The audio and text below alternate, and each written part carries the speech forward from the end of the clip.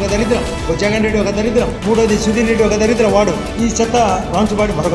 ఈ అన్ని దరిద్రాలు మొత్తం 4 దిక్కుల దరిద్రమే. 4 దరిద్రాలు ఈ జమ్మడుకు రాకుంటే బాగుపడతాయి.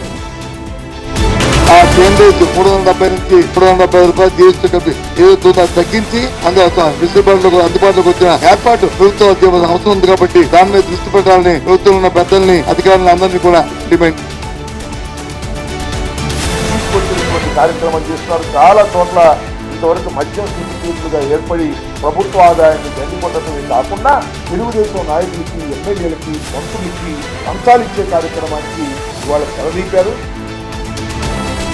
టెంపరీ అకామిడేషన్ కి దాదాపుగా 1,40,00,000 ఖర్చు పెట్టారు. ఎక్కడిచ్చారు, ఎవరికి ఇచ్చారు, ఎక్కడ ఏర్పాటు చేశారు టెంపరీ అకామిడేషన్? ఒక్క శిబిరం మీరు ఏర్పాటు చేశారని చెప్పి ఈరోజు వైఎస్ఆర్ కాంగ్రెస్ పార్టీ తరఫున మేము అందరం డిమాండ్ చేస్తాం.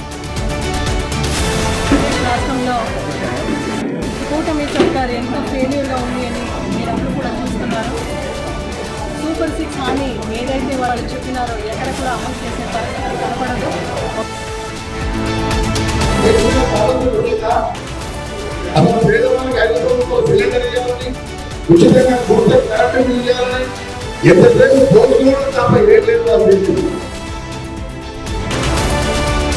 మోడీ గారు ఆయన చేసినటువంటి రైతుల పట్ల, తెలంగాణ ప్రభుత్వం పట్ల ప్రధానమంత్రి గారి యొక్క భాషణ బాగలేదు. నరేంద్ర మోడీ, అమిత్ షా జవాబు చెప్పాలి. ఈ రాజకీయ నాయకులకు, ఓట్ల రాజకీయాలకు ఈ దేశాన్ని ముక్కలు చేయాలని ఆలోచన చేయడం తప్పు. ఈ 10 నెలల్లో 31,000 పైచిలకు ఉద్యోగాలు మేము ఇచ్చామని చెప్పని మాట్లాడతాం. దాన్ని మించినటువంటి మోసము, అబద్ధము ఇంకోటి లేదు. అబద్ధాలకు బ్రాండ్ అంబాసిడర్గా ఇవాళ రేవంత్ రెడ్డి మారిపోయింది. కానీ దురదృష్టకరమైనటువంటి విషయం ఏంటంటే అదే తెలంగాణ ఈరోజు మార్పు అని చెప్పి ప్రజలు ఆశపడి కాంగ్రెస్ పార్టీకి అప్పచెప్తే కాంగ్రెస్ వాళ్ళు పీకి పందిరేసింది.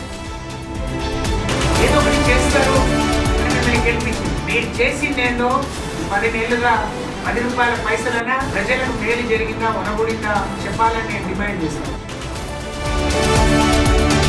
FTL की बात कर रहे हैं तो जो नया सेक्रेटेरिएट हैदराबाद में बनाया गया वो भी हुसैन सागर के कट्टे में बनाया गया है. మంది తెలుగుదేశంకు ఎన్టీ రామారావు అభిమానులు ఉన్నారు. ఇంకా వారందరూ కూడా ఏకతాటి మీద తీసుకొచ్చి మళ్ళీ పూర్వవైభవం తీసుకోవడానికి నేను ప్రయత్నం చేస్తాను. మీరు టీడీపీలోకి వెళ్తారా? 100%. 14 సెక్షన్లు పెట్టాను ఇందులో. అండర్ ఆర్టికల్ 8 ఆయన్ని ఇమీడియట్ గా డిస్క్వాలిఫై చేయాలి. ఉప ముఖ్య పదవి, మంత్రి పదవికి ఆయన రాజీనామా చేయాలి. మూసీ పరివాహక ప్రాంతానికి సంబంధించిన సమస్య ఇది. అసలు ఎవరికి ఇది క్లారిటీ ఉండట్లేదు. ప్రభుత్వ ఆలోచన ఏంటో అర్థం కావట్లేదు. ఒక మంత్రి ఒక రకంగా చెప్తున్నాడు, ఇంకో మంత్రి ఇంకో రకంగా చెప్తున్నాడు, ముఖ్యమంత్రి గారు ఒక రకంగా చెప్తున్నాడు అనేది వీళ్ళందరిలో బలంగా నాటుకుపోయింది.